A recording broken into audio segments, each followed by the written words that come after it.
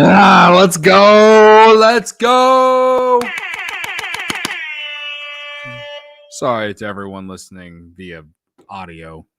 Illinois wins 96-66 against in-state rival Northwestern at the State Farm Center. Welcome, everyone, to From Beyond The Paign podcast. And one of the reasons that it's called From Beyond The Paign is because I live in Chicago, folks. Everyone says that Northwestern is Chicago's Big Ten team. I disagree. Illinois is Chicago's Big Ten team. We own Northwestern. We always have. They are now 145-42 against Northwestern in history. 73-15 against. 73-15 against Illinois when Illinois is at home. Or 15-73, sorry. 15-73 whenever they go to Champaign. That's a better way to say it, right? Maybe big of me to say this. What I'm about to say is very big of me. Maybe I overhyped Northwestern. Maybe I did. I don't know. This is the same Northwestern team that beat Purdue. They also lost to Chicago State. Illinois, without their best player, let's just emphasize that. Without their best player, the last two games have scored 200 points, folks. 200 points the last two games without their best player. Half of those came against FDU, and the other half came against a Big Ten team that was just in the NCAA tournament last year that still has their best player from last year. And some people think Chris Collins is a better coach than Brad Underwood. I think anyone who actually thinks that is a fucking moron. Sorry. I don't really think you're a moron. I just don't understand. All right. Whoo, what a game. What a game. Miller staying in the chat. Kitties got mollywopped. Absolutely, they fucking did.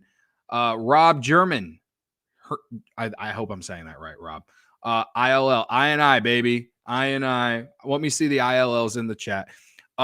If you're watching on YouTube, please, I'm begging you. I'll get on my knees and fucking beg you to please hit the like button and hit that subscribe button. Please. Entered 2024 with 221 subscribers to my YouTube channel. The goal for 2024 is to get to 1,000. Can I get to 1,000 subscribers on my YouTube channel before the end of the year? Well, if Illinois, I don't know, gets to the second weekend, goes to a Final Four, perhaps we can do that. I don't know. My guy Ryan Evan in the chat. I got Andy Katz on the line. He said his mother made the poll. That's hilarious. All right, so if you don't know, Andy Katz today put out he's doing these weekly Big Ten rankings, right? And because Terrence Shannon Jr. is out, I think he ranked Illinois 6th on his list, with Northwestern ahead of them, Ohio State and Wisconsin and Purdue ahead of them. I can't think of the other team. I want to say Maryland for some weird reason. I don't think it's Maryland, but either way, they had them. Either way, they had him ranked 6th.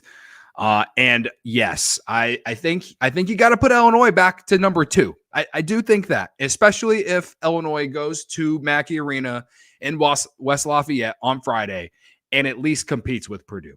I mean, don't let me talk myself into it. Don't let me talk myself into Illinois going to Purdue and winning. All right, don't let me do it. Don't let me do it. I'm gonna do it. I know me. I will do it. But don't let me pull me back. Man, what a game, man. I've seen people on Illini Twitter. Ryan says Michigan State. I think Michigan State's a very good team, but I think Illinois is a lot better than them right now, at least. Anyway, I've seen people on Illini Twitter sending tweets like, this team is special. There's something different about this team, blah, blah, blah. And I'm trying so hard not to fall into that trap. I'm trying so hard not to. But man, I mean, this Northwestern team has been good. they've been pretty good. And for them to go to Champaign and get mollywopped by 30 points, as Miller Stan in the chat said, like, wow. And the reason being, we can go through the stats on my old iPad. If you didn't know, I'm in my iPad era. Marcus Domask, okay? Marcus Domask, the transfer from Southern Illinois. Don't sleep on the Missouri Valley, folks. It's one of my favorite conferences to bet on come March. Holy shit, Marcus Domask. 32 points, 5 rebounds, 6 assists. He shot 11 for 15 from the field, 9 of 10 from the free throw line. Marcus Domask, as the kids say, is him. Like, my God. Like, I did not expect what we've got out of Marcus Domask at all this year. Like, I thought he'd be very good. I thought he would be a nice, role player or something like that. I did not expect him to put up not one, but 2 30-point games. I think this is his second one. Maybe I'm forgetting one. FAU and now tonight against Northwestern. He's been everything that Illini fans could want and more. Like, he is, at least for me, has completely outperformed any expectations for me. And he just knows his IQ is so high, in my opinion. And it showed a lot tonight because he knew he was bigger than any guard that Northwestern had. And there were times that he would just bring the ball to the court and go straight to the post. Multiple times Boo Buie was on him. And he would just take advantage of the size that he had. And that's what a lot of Illinois guards did tonight in general. They dominated inside. All right. And I mean, it might not seem like a drastic difference, right? Like they won the points in the paint battle only 34-30. But when you shoot 62% and you score 34 in the paint on top of shooting over 50% from 3, you can tell how easy it was for this Illinois team to just come in and like just do whatever they wanted against Northwestern. Absolutely unreal. Absolutely unreal. I thought the way Domask played offensively, like one of the reasons I really love is that he can shoot from the outside. He has a really fun mid-range game to watch. There was one shot he made that was like in the paint, right in front of the free throw line, a little 10, 15 foot fadeaway out of the post.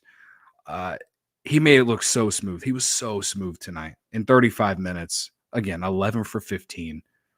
My God, Marcus Domask, as the kids say, is him. They had 4 guys in double figures, including Domask, right? Obviously, Quincy Guerrier and Coleman Hawkins were huge. But Justin Harmon off the bench, 20 points tonight, 7 of 11 from the field, 4 of 5 from 3. What? I mean, if there's anyone benefiting from Terrence Shannon Jr. not being in the lineup, it's him. He has been the one who has benefited the most. Because like even when TSJ was out there, you still were getting really good production from Domask, Hawkins, and Guerrier, right? Harmon, his offensive game has come alive these last 2 games. He had a good game against FDU, and then tonight, 20 points off the bench. Are you kidding me?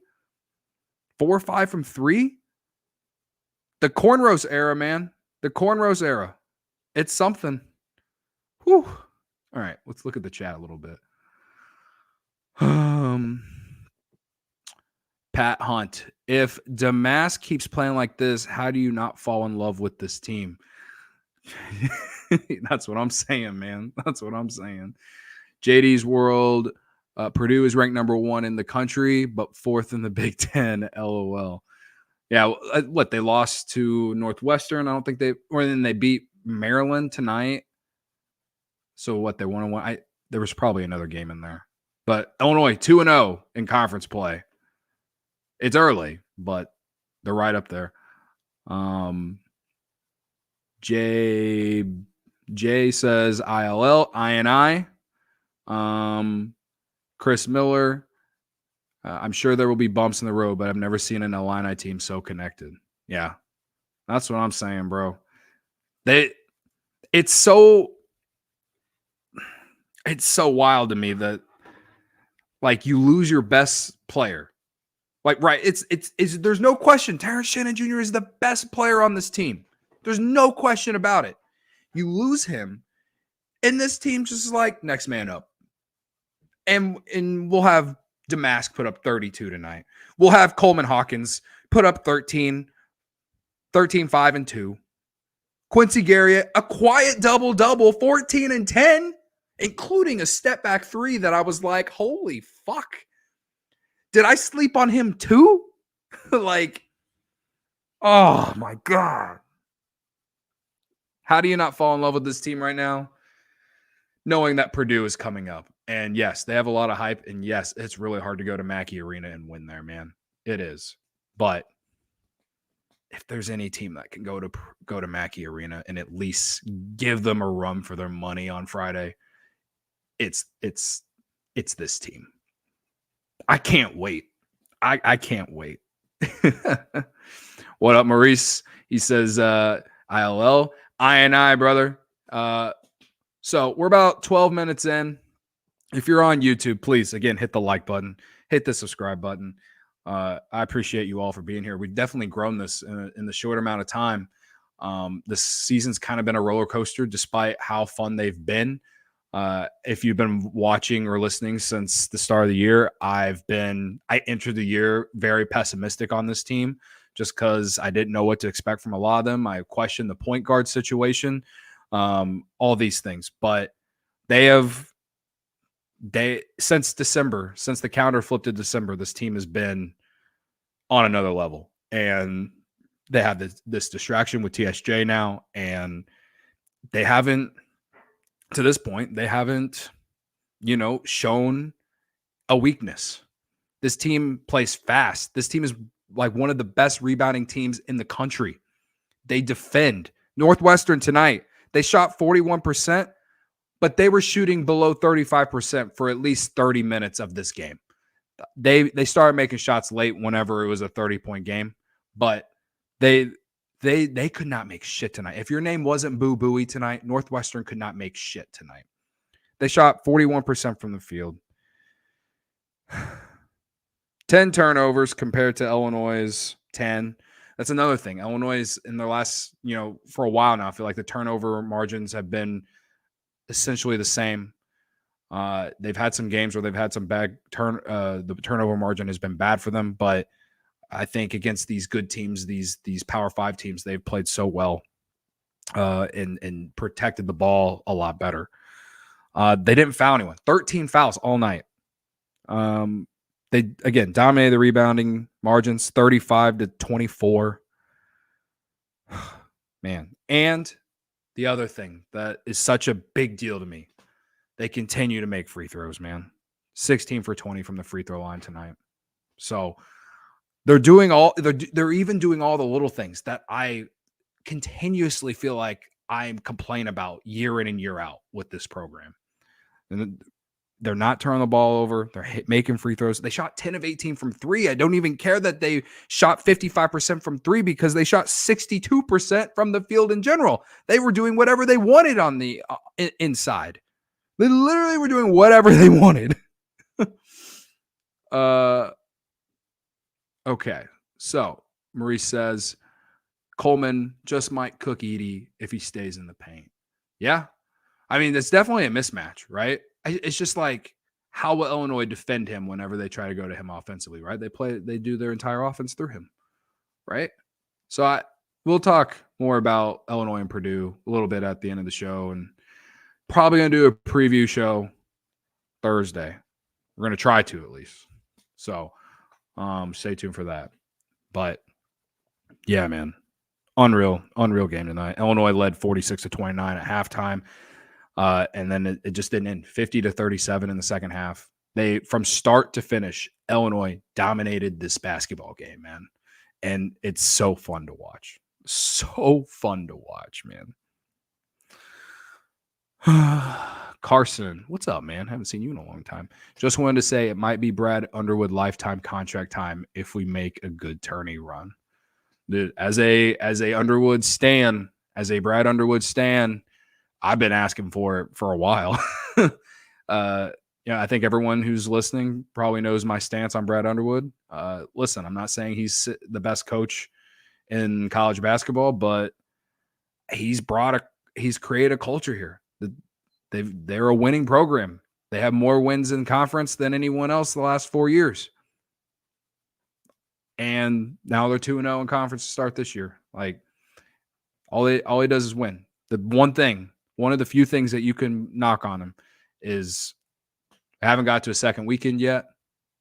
And, the whole thing that happened last year with the set of players he brought in didn't work out. They still made the tournament, but I won't lie, it did make me question, what are we doing? But he's got the right group of guys this year. And so I think he's ended any kind of question there with that. But yeah, no, Brad Underwood has done a hell of a job with this team. I think one of the biggest things that I feel like people probably are talking about, but I could be wrong, is that, again, this team's clicking on all cylinders with this whole Terrence Shannon Jr. thing, like lingering. I don't want to call it a distraction because that's like disrespectful to this victim, but like for their team, it is a thing that people are talking about right now. And Brad Underwood's got these guys locked in still. And that's great to see. So, this in previous years, January is where Underwood teams at Illinois have gotten on rolls and, put themselves in position to perhaps, be a top 2, top 3 team in the Big Ten by the end of the year. And, we're off to a good start in conference play. You dominated Rutgers at Rutgers, and then you dominate Northwestern at home. I thought the Mizzou game was going to be my favorite game of the year just because the game in December last year was embarrassing from start to finish. It was embarrassing. And to see what they did, how they won that game, I thought that was going to be my favorite game of the year. This game against Northwestern is kind of taking over it. I don't know fully, but it's ranked really high up there right now because I still haven't forgot about the loss at Northwestern last year in December.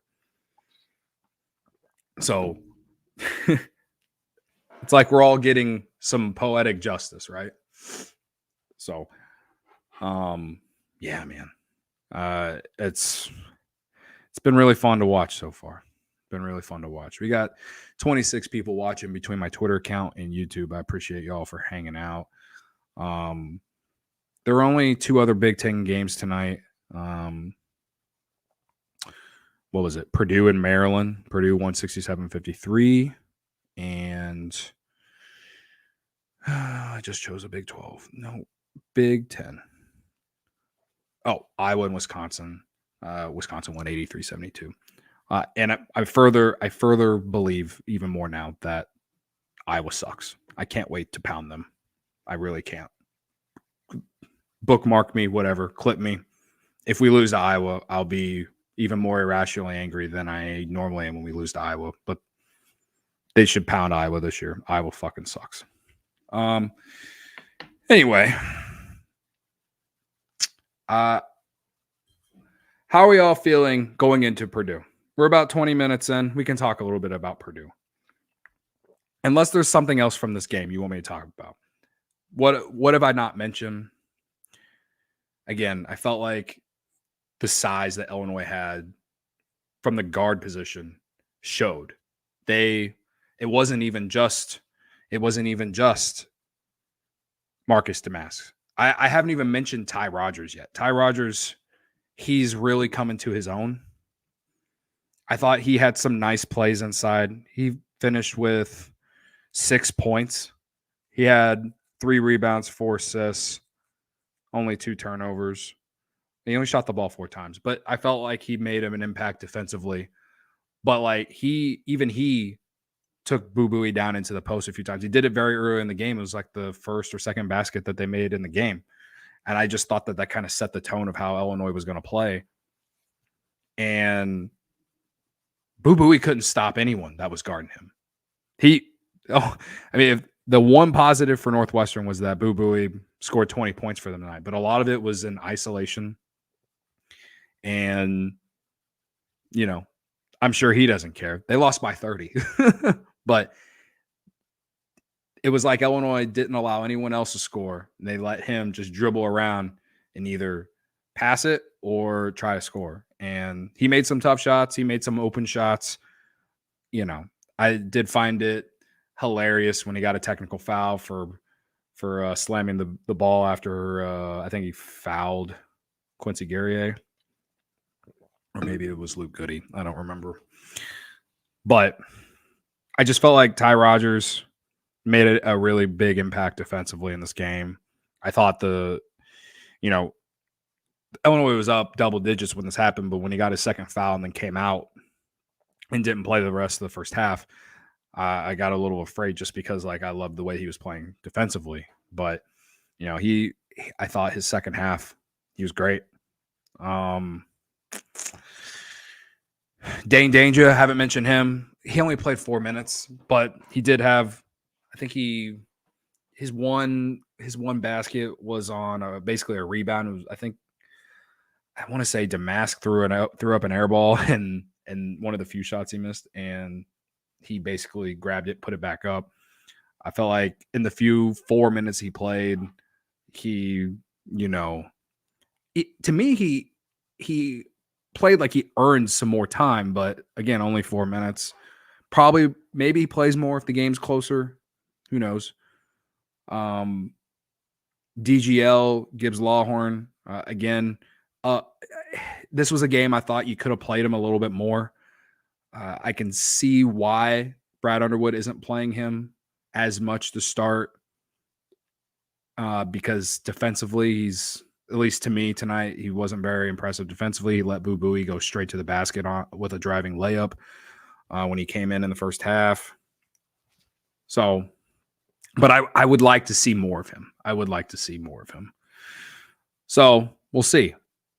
But for most of the game, they went 3 deep off the bench with Danger, Harmon, and Gibbs Lawhorn. But the main person who played off the bench was Harmon with 29 minutes. No one played more than 4 minutes off the bench outside of Harmon. So they didn't go very deep tonight, but when you get 4 guys that put up double figures and one of them be 32 and the other be 20, you're not asking for a lot of offense from much of anyone else. So, yeah, I'm not going to expect a lot of games like this. Again, Illinois shot 62% from the field. That's unreal. That's unreal. It's like video games. It's like playing the old NCAA college basketball with which one did I play? I think I played the one with Blake Griffin on the background or on the cover. That was the last one I played. Maybe the one with Josh Childress.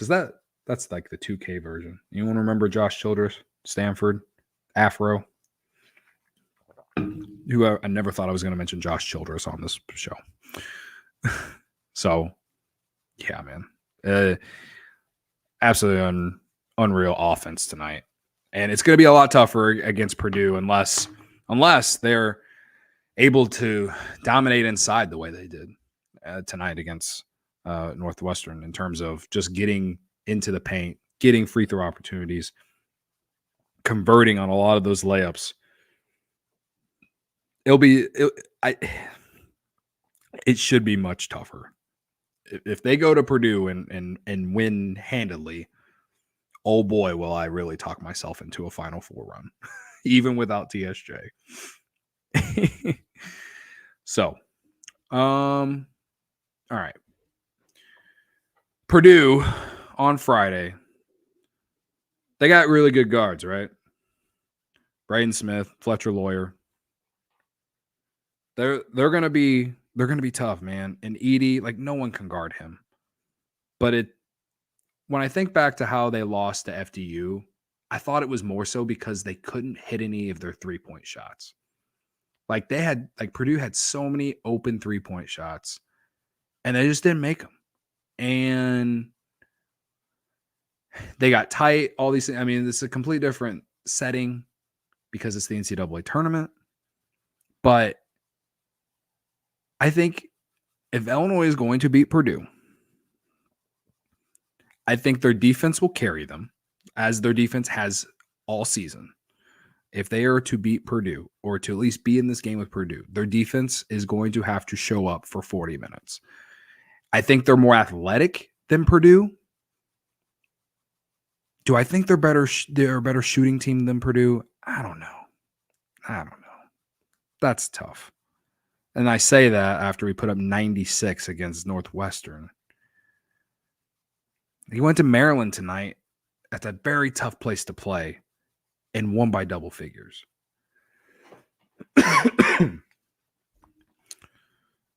So, and they get contributions throughout their entire starting five. They had outside of Gillis, who came off the bench, only scored 4 in 23 minutes. Jones, Lawyer, not 11 points, 9 points for Lawyer. Braden Smith, 14 points, and obviously Edie with 23 and 12. But Maryland they had one guy. They had one guy in double figures tonight. So they couldn't get it. They couldn't get that number 2 option going for them.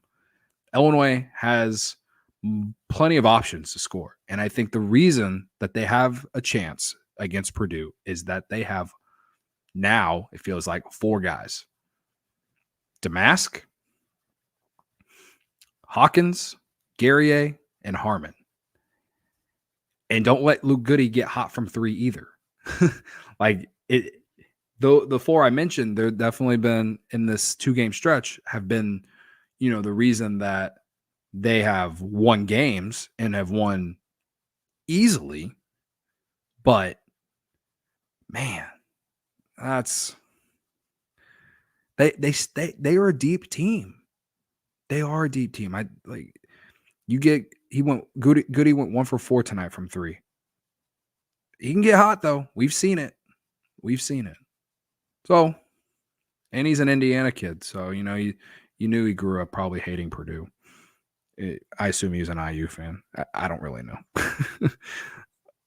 So, anyway. I like this comment from Kevin Greenwood. Edie will Edie. It's going to come down to how we guard Smith and Lawyer. And I agree. And I think Illinois has better guards than them. I think they're bigger. I think they're more athletic. And that's what gives me hope about beating Purdue. It's just going to be a very, very, very tough environment to go into and win. So we'll see. All right, we're almost 30 minutes in. So if anyone wants to send any questions or whatever before we get out of here, go ahead. Again, this is the 3rd time, so it'll be the last time. Hit the like button, hit the subscribe button. Definitely going to watch this Brad Underwood post-game presser, and we'll talk about it more on Thursday's podcast previewing the Purdue game. So stay tuned for that. Looking forward to hearing what he has to say. I listened to him and Robbie Hummel right after the game. And I think Robbie Hummel asked BU, what's it say about this team without Terrence Shannon Jr. to do this and do that, to come out here and put up 96 on a Big Ten team. And it's kind of like what a lot of y'all have said in the chat. They're just very connected. Very connected. And that was definitely not what this team was last year. I even think they're more connected than the team the year before, and that team was a veteran team. That team had Trent Frazier. That team had DeMonte Williams. Graduate transfer Alfonso Plummer. Like they were an older team. Kofi Coburn. They were an older team, and this team definitely feels so much more connected than that team even. Now, the season before, when they were a number 1 seed and were one of the best teams in college basketball, I mean, I would assume it was one of the – he's an Illini legend, right? That team was very, very good too, and they should have gone further in the NCAA tournament. And I'm always going to wonder what if, and I'm always going to wonder, well, what if they had gone to the NCAA tournament the year before, which was the one that was canceled because of the pandemic? If they would have been able to go to that tournament and gain some experience in that tournament, then come back and have the pressure of being the number 1 seed, what would have happened? It's kind of like the same situation with Purdue this year, except that they were completely embarrassed getting beat by FDU as a 16 seed, as a 1 seed. Now this year, it's kind of like the revenge tour for Purdue, or at least that's how they're promoting it, how they're marketing it, how, I'm sure Matt Painter is, coaching that team and saying whatever in that locker room. But I feel like I'm always going to wonder what if with the Ayo Dosunmu, Trent Frazier, Adam Miller, Illinois team. But this team, veterans, you got some youth in there too, but you got experienced guys on this team. Hawkins, senior. Domask, believe he's a senior. Guerrier, older player. They're all young, or they're all older. Goody, okay, I think he's a junior this year. Ty Rogers, sophomore. Right? TSJ is a senior too when he was on this team. So, yeah, I think because they're an older team and because they, like BU keeps saying, connected, I feel like they can compete with anyone in the country. And for me to say that now without Terrence Shannon Jr. on the team, a week ago, or I guess it's been less than a week still, Thursday, I mean, I was ready to cancel the season. I was ready to cancel the season on Thursday. They have surprised me. I'll sit here and openly admit it. They have surprised me. So, Steve Greenberg, Andy Katz, you better, you know what time it is. It's time to change your rankings. So, all right. We're about 33 minutes in. There was some stuff that kind of came out related to Terrence Shannon Jr. today, related to his case. I've decided that I'm just going to kind of lay off from it for a while because it's so confusing to me, and I just don't want to say the wrong thing. I had some people on TikTok who bitched and moaned at me because they didn't watch the entire show. They just watched the clip I put up there. That's called social media genius right here because I got a reaction out of people. Credit to me. But they didn't watch the entire reaction, and so that is what it is. I think we all know where I stand on it. Like, obviously, innocent until proven guilty. However, this is a very serious matter, and I just don't think he's going to play at Illinois again. So we'll see what this 3-person panel decides when they decide. And that's basically where I'm at on it. So we'll see. But I mean, I hope that I don't get to a point where it's like, man, I wonder what this team would have done with TSJ instead. I would like to still feel really good about what's going to happen here the rest of the year. So that's where I stand, guys. All right. Okay. Again, I appreciate y'all. I will be back Thursday, and I will definitely be here Friday for a live stream on my YouTube channel and on Twitter during the game. And then we'll be doing post game after. So now for the 4th time, hit the subscribe button, hit the like button, tell your friends. I'd appreciate it. This was fun. Illinois beats Northwestern 96-66. Illinois owns Northwestern. Illinois is Chicago's Big Ten team. Northwestern is Evanston's Big Ten team. They should move to the Ivy League because after working in Evanston for a year and a half, in my very, very, very biased opinion, I think Evanston is a bad college town. It's way too expensive to be a college town. That's just my opinion. And I think it's correct. But anyway, Illinois has dominated them throughout history. They are now 145-42, I believe. Yes, 145-42 against Northwestern throughout the history of this matchup. So you hate to see it. You hate to see it. So look forward to the rest of the week. Big game coming up on Friday. Can't wait. I'm now, how am I going to go to sleep tonight? I don't know. But I'll try. So anyway, appreciate y'all again in the chat on YouTube, and I will see you all on Thursday. And like Matt is saying in the chat, ILL.